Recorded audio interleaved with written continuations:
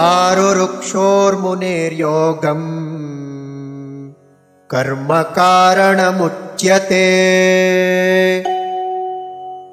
योगारूढस्य तस्यैव शमः कारणमुच्यते। आरुरुक्षोः मुनेः योगं कर्म कारणम् उच्यते योग आरूढस्य तस्य एव शमः कारणम् उच्यते।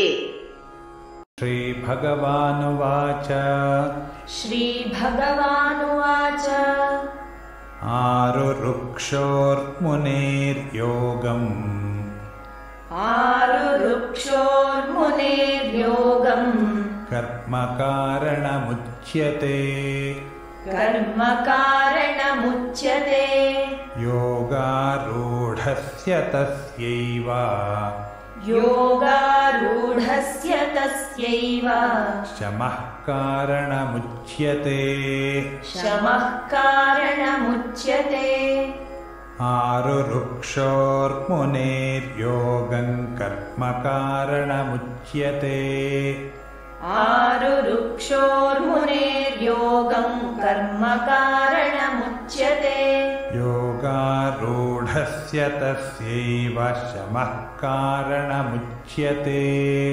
योगारूढस्य तस्यैव शमः कारणमुच्यते आरुरुक्षोर्मुनेर्योगं कर्म कारणमुच्यते योगारूढस्य तस्यैव शमः कारणमुच्यते आरुरुक्षोर्मुनेर्योगं कर्म कारणमुच्यते योगारूढस्य तस्यैव शमः कारणमुच्यते